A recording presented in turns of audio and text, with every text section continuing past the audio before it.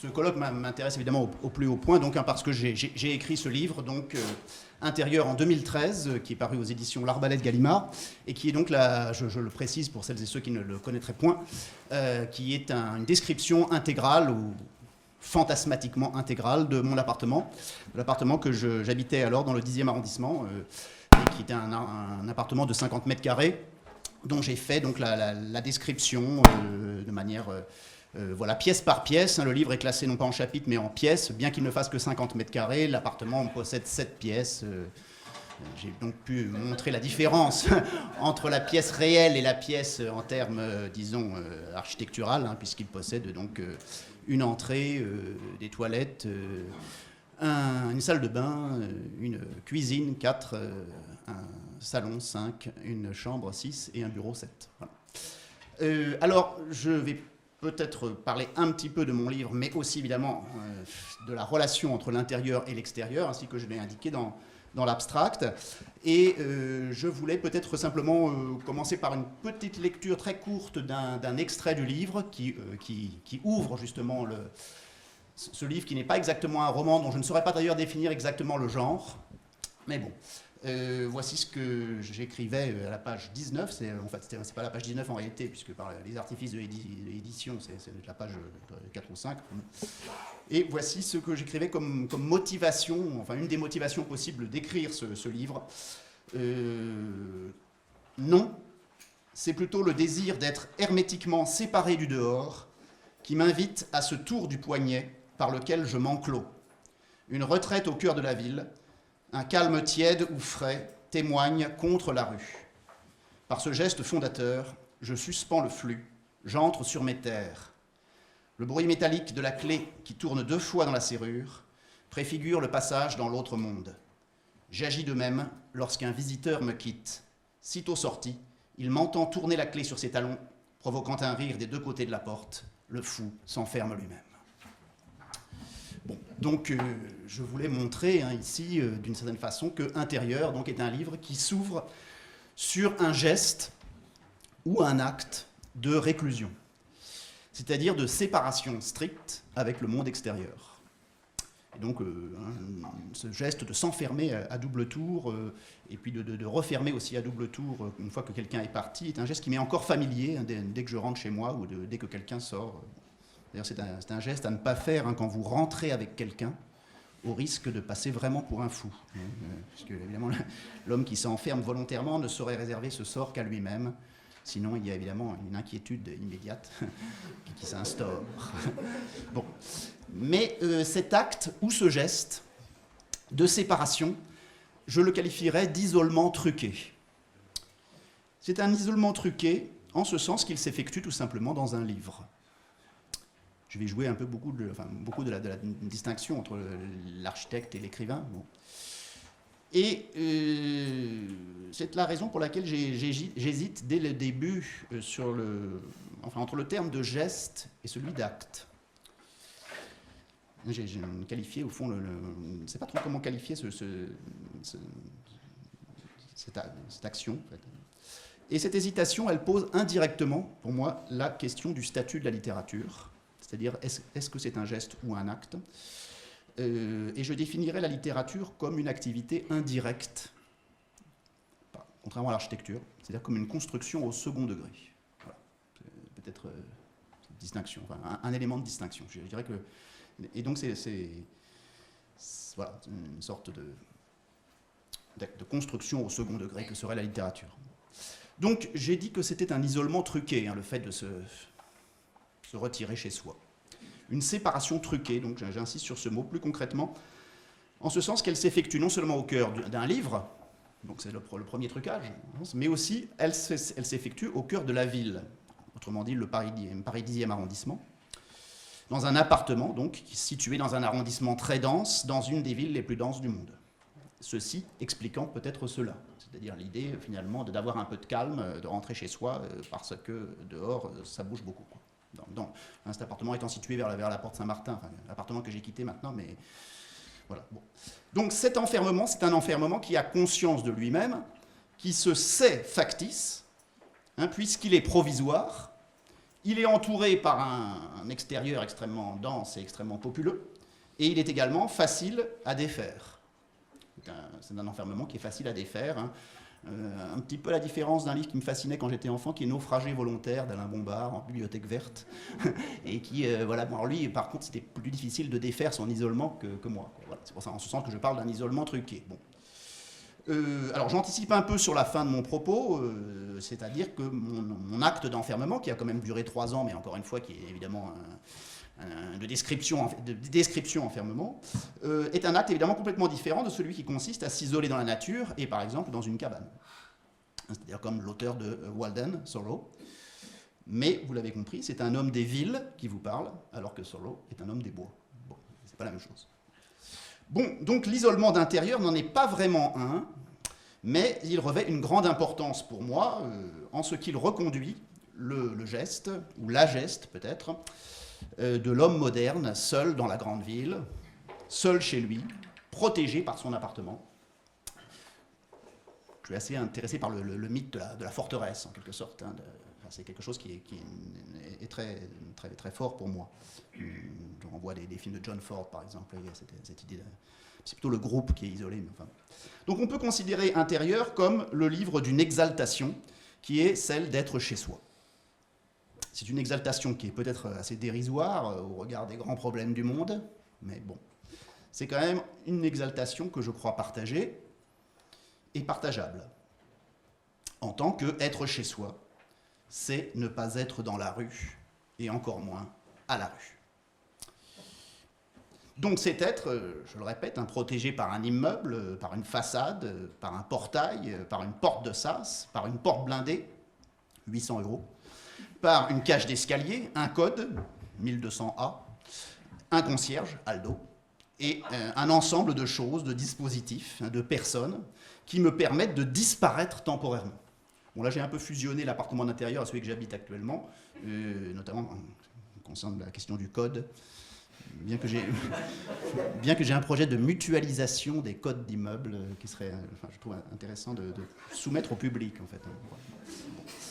Alors, j'insiste à dessein sur cette séparation paradigmatique entre le dedans et le dehors. Et si j'insiste à dessein, ça sera un peu l'hypothèse finalement que je vais défendre, l'hypothèse d'une conception un peu hard qui consiste à maintenir la séparation.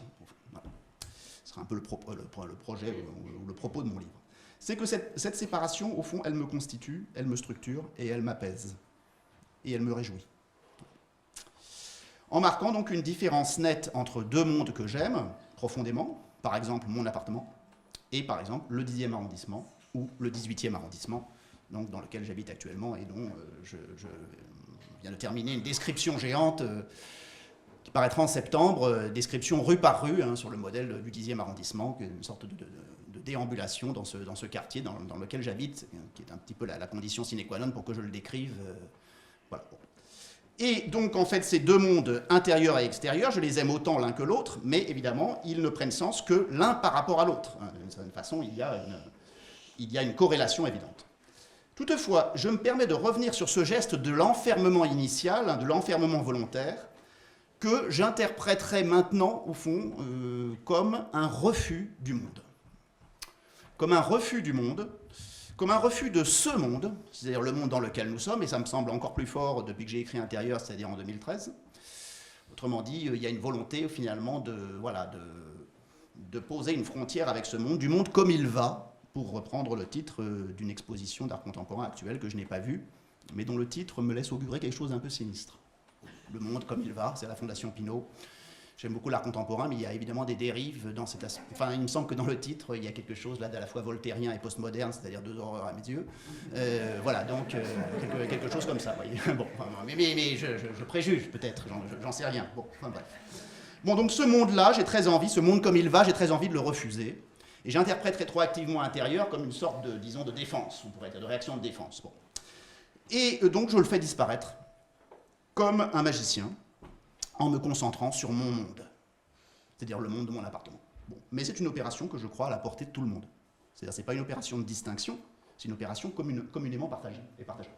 Autrement dit, voilà, cette idée de description de l'appartement est une idée que je trouve voilà, commune, au fond, profondément commune, en ce sens que rares sont les gens qui ne sont pas attachés à leur intérieur, souvent un signe de folie d'ailleurs. J'ai rencontré quelques personnes comme ça qui se fichaient complètement de leur intérieur, mais bon, c'est assez étrange. Bon.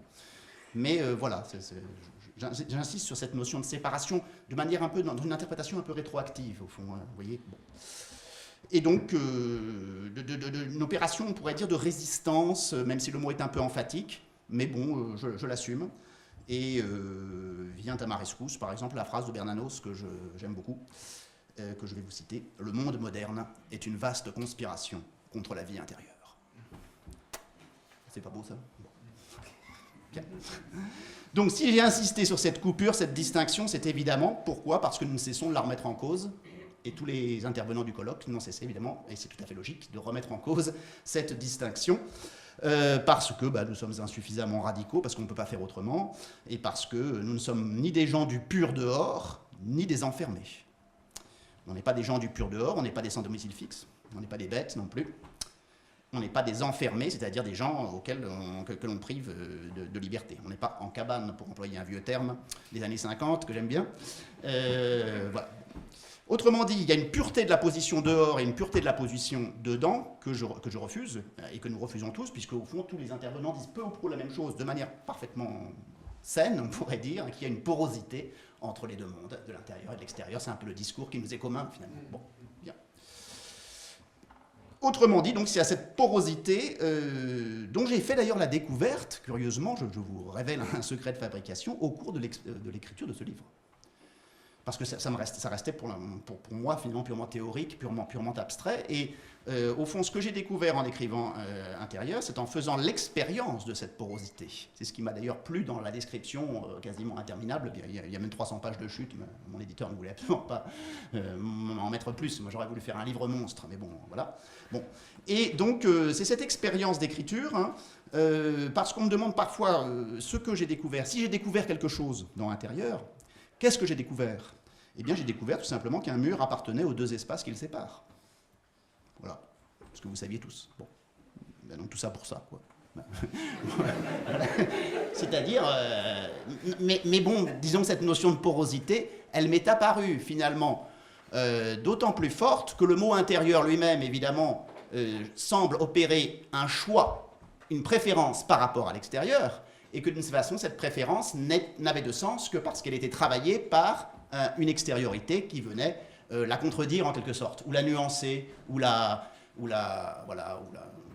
nuancer. Bon. Et donc, on pourrait citer d'innombrables exemples de porosité dans la description du livre. Alors, nous avons parlé hier, il y a eu un très bel exposé sur la fenêtre, hein, évidemment, et je pourrais reprendre évidemment ce qui a été dit sur la fenêtre comme forum du voyeur, avec la grande référence qui est pour moi le Fenêtre sur cour de Hitchcock, et dont on a vu un très beau dessin d'ailleurs. Mais évidemment, cette fenêtre, elle implique, et c'est la raison pour laquelle j'aime aussi les appartements à double exposition sur cour et sur rue, ce qui était le cas de l'appartement dans lequel j'habitais, puisque évidemment la position du voyeur est également celle du vu, bien sûr. Le droit n'est d'ailleurs pas toujours très clair à ce sujet. Avez-vous le droit, par exemple, d'afficher un drapeau sur votre balcon? Alors, mes voisins qui, au 4e étage, je l'ai ainsi découvert, sont des supporters du PSG. Mais qu'est-ce qui se passe si, par exemple, je ne sais pas moi, vous mettez un drapeau de l'Algérie, d'Israël, par exemple, ou de la Palestine? Bon, tous les drapeaux ne sont pas forcément permis, ne sont pas au même niveau, quoi. C'est intéressant. Et quelle réaction politico-sociale allez-vous déclencher selon le type même de drapeau que vous mettez? Enfin bon, par exemple, hein, c'est-à-dire cette notion de porosité, finalement, cette valeur d'exposition qui m'intéresse. Bon, alors cette porosité, qui est constitutive, donc, hein, évidemment, de mon propos et du vôtre aussi, allait être brutalement stoppée par le confinement imposé à la population mondiale, et opposée aussi, d'une certaine façon, en 2020-2021, donc suite à l'épidémie de Covid. Hein. Donc ce confinement a été très largement commenté dans toutes les directions, révélant des positions extrêmes, hein, des plus pénétrantes aux plus délirantes, en passant par des analyses plus nuancées du phénomène. Voilà. Cette question de confinement, elle m'intéresse évidemment rétroactivement aussi par rapport à mon livre. La seule chose qu'on puisse dire avec certitude du confinement, c'est que ça a été une expérience, au sens fort du terme, et au sens donc étymologique du terme, expériri, traverser un danger. Et cette expérience universellement partagée, elle a chamboulé les modes de vie, même de ceux qui eurent la chance de ne pas en être trop affectés. Je pense à quelques-unes de mes consoeurs, dont les déclarations m'avaient quelque peu choqué, puisqu'elles avaient considéré que le confinement était pour elles une chance de jouir de leur résidence secondaire. Bon. Et il y a toujours des gens qui passent à travers les mailles du filet, me direz-vous, et on peut songer à la phrase de Raymond Radiguet dans Le Diable au corps sur la guerre de 14-18, c'était 4 ans de merveilleuses vacances. Bon. Enfin bon, on va quand même pas comparer Raymond Radiguet à Leïla Slimani, il y a quand même un déséquilibre, quoi. Bon. En la faveur du jeune homme. Bien. Donc, il faut quand même dire les choses un petit peu. Donc, de ce point de vue-là, j'avais... puis il est mort à 20 ans. Donc, j'avais reconsidéré Intérieur comme un livre pionnier, en toute immodestie, puisque, comme on dit chez Ikea, l'endroit le plus important du monde est votre maison. Ce qui redevenait évidemment épigraphe que j'avais éventuellement peut-être proposé, mais enfin bon, je m'étais un peu... n'ayant peu d'estime pour cette maison, enfin bref. Donc j'avais d'ailleurs demandé à ce moment-là, pendant le confinement, à Gallimard de réaliser un encart publicitaire pour relancer mon livre. J'avais déjà prévu d'ailleurs la dimension, le slogan « La Bible du confinement ». Puisque dans cette période qui, paraît-il, était fort propice à la lecture, il fallait bien qu'il y ait des avantages collatéraux. Mais cette maison, dans sa générosité grandiose, m'avait opposé un « nous ne faisons de publicité que pour les livres qui sortent ».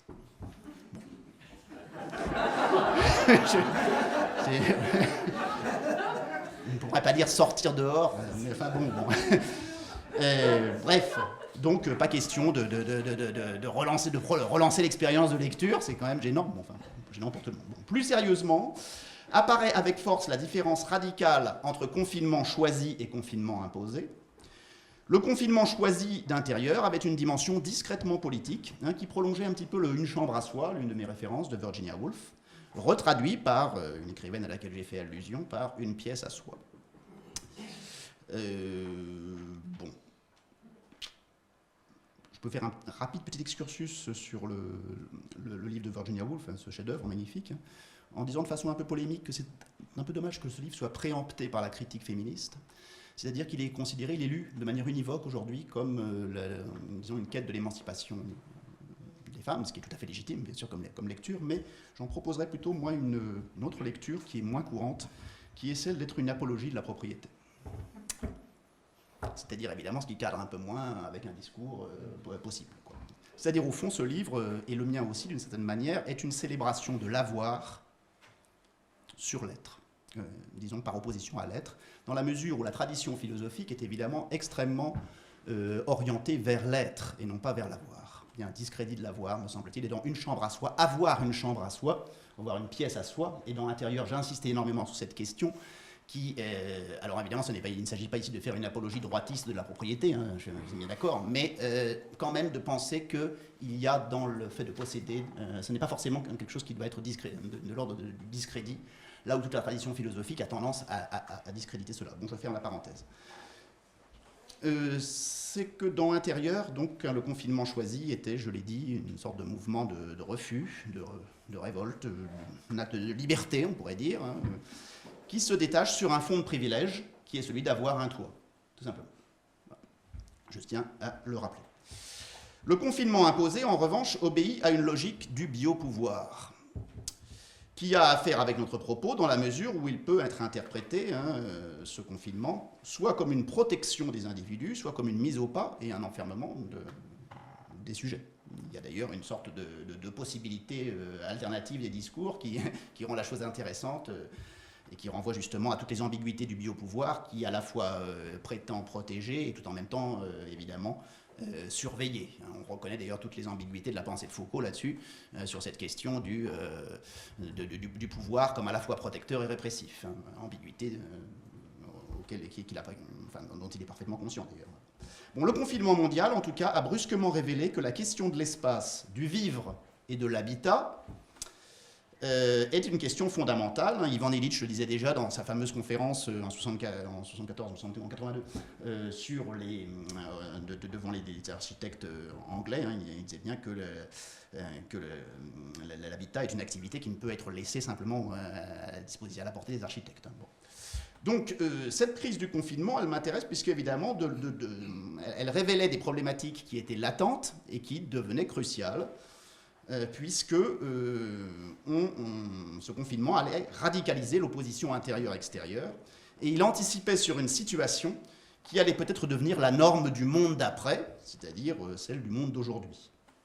Cette situation, c'est la capacité à rendre invivable aussi bien le monde extérieur que l'espace intime, par les effets conjugués de la technocratie et du libéralisme. C'est-à-dire que quand même, ce qui se passe, c'est que l'extérieur était devenu dangereux en raison de l'épidémie, l'intérieur devint invivable en raison des inégalités domestiques largement connues, inégalités de sexe ou de genre, et évidemment inégalités économiques qui se traduisaient par la différence de surface entre les habitations, puisque, évidemment, ce n'est pas la même chose de vivre à 4 dans 45 mètres carrés, médiane du Paris intramuros, 45 mètres carrés, ou bien seul dans 80 mètres carrés. Bon. Donc ces faits sont déjà connus, mais je voudrais juste souligner ce phénomène de porosité intérieure et extérieure que j'ai évoqué plus haut, et montrer comme il se trouve maximalisé, cette porosité se trouve maximalisée en fait de façon négative par la technocratie libérale. Donc je dérive un petit peu ici par rapport à mon livre, mais pas entièrement. D'une part, donc j'espère être bien clair, que cette porosité finalement entre l'intérieur et l'extérieur aboutit en quelque sorte à sa dissolution, à sa dilution dans le système du monde qu'on nous propose. Soit par la question du télétravail, dont on peut dire qu'il accomplit le rêve d'enfermement du sujet à domicile, en abolissant la si précieuse notion d'espace à soi. On sait que dans les bureaux, l'open space avait déjà réalisé ce projet totalitaire. Se réalise notamment une confusion entre l'ordinateur et la maison, faisant dépendre largement celle-là de celui-ci. L'autre phénomène qui lui est coextensif, par le biais de la technique, c'est le rôle évidemment extraordinaire du portable comme agent actif de la destruction du paradigme intérieur-extérieur. Et, je suis au regret de le dire, j'ai l'impression que le thème de la maison est en passe de devenir obsolète. Succombant donc à une hypothèse terrifiante à mes yeux de sédentaire, selon laquelle la maison de l'homme contemporain, c'est son smartphone. Alors, maison peut-être excessif, parce qu'effectivement, il faut quand même bien s'abriter et qu'il y a des intempéries, ça existe de temps à autre, n'est-ce pas ? 1er juin, bon. Je dirais plutôt que c'est pas la maison, que le smartphone n'est pas exactement la maison de l'homme contemporain, mais son site, quoi. Son site. J'ai pas de... Bon. Ce qui expliquerait d'ailleurs peut-être une indifférence grandissante de l'homme par rapport à son environnement immédiat, puisqu'il est entièrement mobilisé sur autre chose que ce qui le touche concrètement. Et ça, c'est quelque chose, c'est quand même là une révolution anthropologique qui me semble assez nette, et qui expliquerait que la notion d'environnement, dont on nous rebat les oreilles, est en fait démentie en permanence dans les faits, dans les usages de nous tous. Je ne m'exclus pas, évidemment, de cette, de cette chiennerie, aurait dit Bernanos. Bon, donc dans l'intérieur, j'avais traité d'ailleurs la question du téléphone portable de manière... J'avais été un peu gêné par cet objet, puisqu'il fallait bien le décrire, puisqu'il faisait partie de mon intérieur. Et je ne savais pas trop comment, mais on était jeune à l'époque, en 2013, et donc je l'avais traité un petit peu au sens littéral, comme un objet toujours transportable dans toutes les pièces, et par conséquent qui rend égal toutes les pièces. Enfin, le téléphone portable l'emportait sur les pièces, sur la spécificité de chaque pièce. Il neutralisait finalement la différence entre les pièces. Et donc j'avais été un petit peu gêné. Comment vais-je le décrire? Alors je l'avais rendu fixe en le montrant, c'est page 189 je crois, que le téléphone portable est posé sur un objet au milieu du salon. Mais finalement je lui redonne une place centrale sur un meuble dans le salon, alors que c'est un objet qui évidemment légitimement devrait être décrit dans toutes les pièces, puisqu'il se promène dans toutes les pièces pratiquement, même dans la salle de bain évidemment. Bon, donc, et aux toilettes, j'en parle pas. Bon. Donc, le téléphone portable est donc une sorte d'objet, si vous voulez, neutre, en ce sens qu'il neutralise toute spécificité des pièces et toute séparation entre dehors et dedans. C'est un neutre, mais alors c'est un neutre particulier, c'est le neutre dans la version diabolique. Le neutre peut-être du en même temps, mais du ni l'un ni l'autre, qui, d'une certaine façon, neutralise la différence entre dedans et dehors. Il existe une tradition du neutre diabolique, c'est le neutre de la perversité, mais de la perversité extrême, quoi. En effet, puisqu'il remplace le contexte spatial par celui de l'échange conversationnel, qui devient plus important que le contexte spatial, en fait. Un petit peu comme enfin, je ne connais pas grand-chose en architecture, mais bon, comme l'architecture moderniste qui ferait abstraction du site en quelque sorte et qui impose ses standards un peu partout, sans compter la question du vernaculaire, mais là je vous laisserai vous débattre entre vous parce que je ne veux pas allumer trop de feu à la fois. Bon, enfin bref. Non, je pensais à un essai très intéressant de Philippe Garnier qui s'appelle La démence du percolateur, qui est paru l'an dernier, dans lequel il a une thèse, il dit que les machines ont cessé de nous étonner. Je dirais plutôt ont cessé de nous enchanter. Hein, et peut-être justement la question du téléphone portable, comment la traite-t-il? Bon, ben, moi je la traiterais plutôt comme l'idée d'une prothèse absolue, c'est-à-dire qu'au fond c'est un objet qui n'est pas vraiment désiré par les gens. C'est plutôt une sorte de prothèse et donc est-ce qu'on désire une prothèse? C'est pas exactement le cas, c'est quelque chose qui devient de l'ordre de l'inévitable, enfin de l'indispensable en fait, me semble-t-il. Bref, l'alliance du libéralisme et de la technologie a réussi son coup au-delà de ses espérances, en rendant indispensable cette arme de destruction massive de l'opposition dehors-dedans, qui nous faisait encore espérer à une préservation possible de l'espace intime. On sait désormais que c'est impossible, puisque le dehors est entièrement contaminé par la communication virtuelle réelle, hein, sur le mode bruyant d'ailleurs du j'y suis pas, dès qu'on est dehors et que les gens... ce qui expose évidemment à énormément d'incidents avec les autres, hein, qui maximalise l'agressivité dans des scènes dignes d'Alphonse Allais, hein, où il faut toujours demander aux gens de la baisser un petit peu, enfin, etc., etc. Et donc, et alors en revanche, évidemment, le dedans, hein, est aboli lui-même par l'appel incessant des interactions visuelles, auditives et tactiles incarnées par le numérique. Donc il y a cette espèce d'échange. Donc puisque ce monde est invivable, sortons-en, anywhere out of the world, disait Baudelaire. Un ultime refuge se propose, qui a trouvé une extraordinaire fortune critique depuis quelques années, qui est la cabane, dont on ne compte plus les apologistes, persuadés qu'un autre monde est possible sous les espèces de la hutte primitive, dont on sait qu'elle est un des mythes fondateurs de l'architecture. Si l'on en croit par exemple Gilles Tiberghien dans son essai de la nécessité des cabanes, hein, qui écrit « Les architectes n'ayant fait dès le début qu'imiter les animaux ». Alors pour Tiberghien, son essai est intéressant, mais évidemment je critique un petit peu cette dimension du refuge, si vous voulez, du refuge extérieur que serait la cabane par rapport au monde qu'il faudrait fuir. Hein. Et il joue de façon très cohérente la cabane contre la maison. Je le cite, hein, les cabanes n'ont pas de seuil, pas de limite entre l'intérieur et l'extérieur. Ici, l'intérieur et l'extérieur s'échangent en permanence.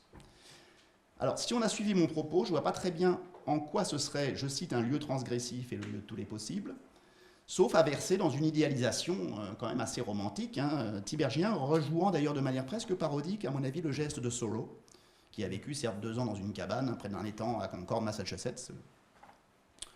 On sait d'ailleurs qu'il vivait en réalité non loin de sa mère. Bon. Alors l'idéal d'autonomie du cabaniste, hein, évidemment, me gêne en ce sens que la solution à notre problème de délimitation intérieure-extérieure ne saurait passer, selon moi, dans une fuite, d'ailleurs bien illusoire, puisque, par exemple, cabane et connectivité ne sont en rien incompatibles. Hein, alors je ne parle pas ici de l'idéal de sobriété, hein, qui me paraît toujours problématique, auquel je ne crois pas. C'est très intéressant dans le colloque, hein, la façon de voir comment la pathologie est du côté de Soames et pas du côté de Le Corbusier. Alors il y a deux éléments de pathologie, à la fois dans la surdécoration et dans l'hyperminimalisme. Au fond, mais il y a une version qui est plus présentée comme pathogène que l'autre. Bon. Et intérieur d'ailleurs mon livre est toute une espèce d'oscillation que je n'ai jamais réussi à résoudre et que je crois difficile à résoudre d'ailleurs, entre le minimalisme et le désir d'acquérir des choses, de décorer. Il y a vraiment une tension permanente qui, je crois, nous traverse tous, sauf à moins d'être un radical du minimalisme ou un délirant de la surdécoration. Mais il y a cette tension qui m'anime en tant que sujet, tout simplement, en tant qu'habitant d'un appartement, entre tiens, j'ai envie d'avoir cet objet, de décorer, et en même temps, j'aime bien les espaces neutres. Voilà. Je rappelais hier que je suis l'éditeur du neutre, et donc ça me pose des questions. C'est le problème. Alors la cabane, comment on décore une cabane, quels sont les livres possibles dans une cabane, etc., etc. Il y a tout un problème là de la sobriété de la cabane qui me semble problématique. Hein. C'est-à-dire que je ne crois pas, si vous comprenez bien ma position un peu bataillenne, je ne crois pas au renoncement au monde matériel. Je n'y crois absolument pas. Voilà. Donc c'est cette question de la sobriété qui nous est proposée comme un salut me semble être une imposture. Donc, voilà, c'est tout. Il y a un très beau texte peu connu de Stevenson contre Thoreau, que je vous conseille. Il y a un petit pamphlet de Stevenson et auteur moins à la mode que Thoreau, évidemment. Stevenson, dans lequel il critique de façon nuancée, mais souvent assez comique, avec un peu de mauvaise foi, presque autant que dans mon propre discours. Ça s'appelle Un roi barbare. C'est un petit essai assez intéressant. Je dis ça parce que Thoreau est vraiment considéré comme une sorte de maître à penser. Et ça me gêne un petit peu cette question-là. Bon, on voit par exemple aussi chez un autre auteur, peut-être beaucoup plus problématique, qui est Sylvain Tesson, qui fait aussi le préfacier, par exemple, d'un ouvrage qui s'appelle Des cabanes dans les arbres. Alors il s'agit de cabanes perchées, très chic, où on peut jouer au Robinson imaginaire moyennant finance. Et Sylvain Tesson s'extasie. Voilà qu'un entrepreneur propose de repeupler les frondaisons, permettant aux décideurs de se ressourcer et de déjouer du coup le calme champêtre qui quand même constitue son principal atout à mes yeux. Il y a toute une sorte de problématique un peu de la cabane chic chez Tesson qui me semble un peu gênante. On trouve de tout. J'ai même trouvé un porn cabane, qui n'est pas du tout ce que vous croyez, mais bon, qui est une sorte de délire un petit peu là-dessus. Alors, bon, Intiberghien, d'ailleurs, quand même, je dois être honnête, a refait une deuxième mouture de son essai, beaucoup plus récente, dans laquelle il a revu un peu sa copie, dans une nouvelle mouture, lorsqu'on lui montrait que le terroriste technophile, si on peut dire, Unabomber, vivait dans une cabane, dans le Montana, et que l'autarcie, donc, était un piège à peine moins dangereux que les colis piégés que Unabomber envoyait à ses ennemis. Bon, donc il y a toute une dimension négative dans la cabane dont il est obligé de tenir compte. Bon, il y a une autre version aussi qui est plus engagée, celle de Marielle Massé, dans Nos cabanes, qui consiste à valoriser les communautés de cabanes, des SDF ou des zadistes, dans une approche a priori plus politique de la question. Bon, je ne veux pas entrer trop dans le détail, mais dans ces trois cas, le désir des cabanes, dont je ne nie pas l'intérêt purement architectural, évidemment, il y a un intérêt architectural de la cabane, encore que je préfère le cabanon. Il y aurait peut-être un paradigme à jouer entre la cabane et le cabanon. J'ai plus de sympathie pour le cabanon, mais enfin bon, ça c'est encore autre chose. Ça me semble, si vous voulez, curieusement, occulter une réalité sociopolitique sans doute moins glamour, mais dont on a un peu parlé, notamment hier, ce qui est celle du logement social de qualité. Alors là, c'est un thème évidemment, certes moins porteur, moins sexy, mais qui a quand même l'avantage de poser des questions concrètes, sinon de les résoudre, non métaphoriques. J'étais un petit peu gêné hier par l'assimilation de la littérature à la métaphore. Il y a une version de la littérature qui est métaphorique, mais il y a d'autres versions de la littérature qui ne sont pas du tout métaphoriques. Or, la version qui était présentée hier faisait de l'architecture obligatoirement, enfin, prenait l'architecture par la question de la métaphore. Bon.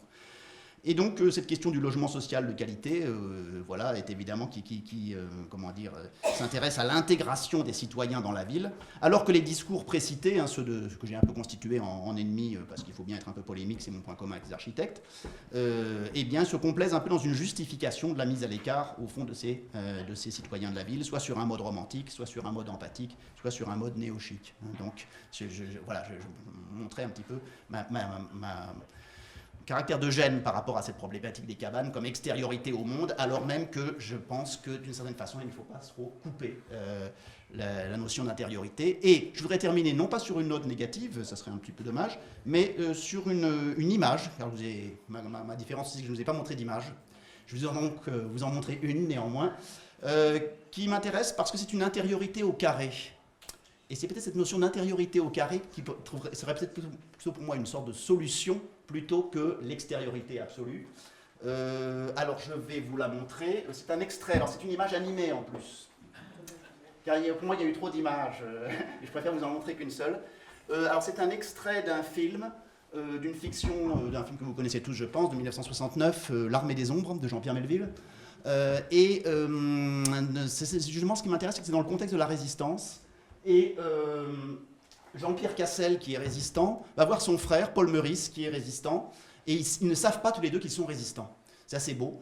Et donc c'est à Paris, Jean-Pierre Cassel s'apprête à rendre visite à son frère, chacun croyant qu'en gros ils se satisfont de la situation. Et vous allez voir quel rapport avec mon sujet, l'extrait dure 1 minute environ, vous allez comprendre tout de suite parce qu'il y a un dispositif d'intériorité au carré qui me fascine absolument, et je terminerai là-dessus.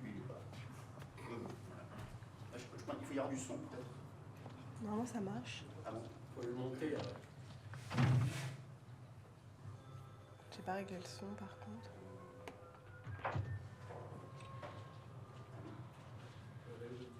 Alors attendez. pas toucher à trop de boutons parce que c'est un site russe. Voilà. Oui, oui. Surtout pas toucher à tout ce qui est à droite. Là. Il y a un peu de son. Voilà.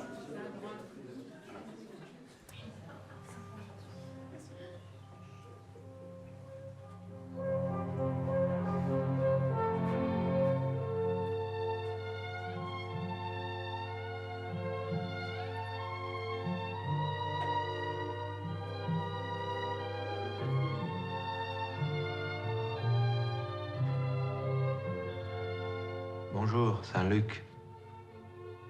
Hein? Le petit Jean.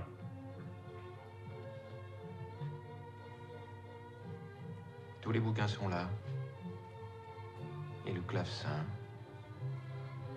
Et le hautbois. Rien n'a changé. Ouais. Ah si, la température, plus de charbon. Aussi pour ne pas geler sur place, j'ai acheté ça. Quand je veux travailler la nuit et prendre mes repas. Mais dis donc, mais comment es-tu venu, petit Jean?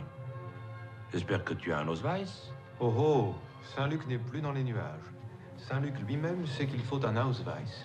Oui, j'ai un Ausweis. Et même...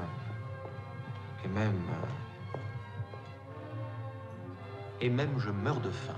On va déjeuner tout de suite. Hein? Marie, Oui, monsieur Luc. qu'est-ce que nous avons de bon aujourd'hui? Mais des rutabagas comme hier, monsieur Luc.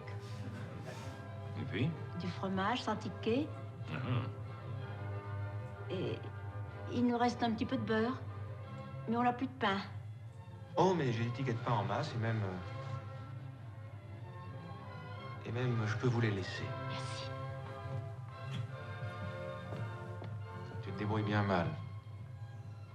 Tu étais gourmand pourtant. Si toujours, mais comment faire? Et le marché noir. Et la débrouille. Marie a peur des gendarmes, et moi... Et toi aussi, Saint-Luc.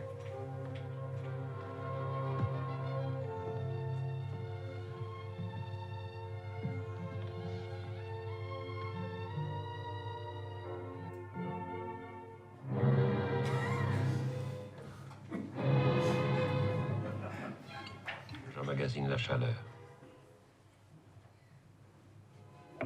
Eh bien, moi, ce matin, j'ai eu chaud à en mourir. 2 fois. Alors, parce qu'ensuite, bon, il ment, enfin, il dit tout ça, il parle de la résistance, etc. Mais moi, j'aime bien cette idée d'une espèce de cabane dans la maison. Je trouve ça assez étonnant, quoi. Et, voilà, je vous laisse là-dessus.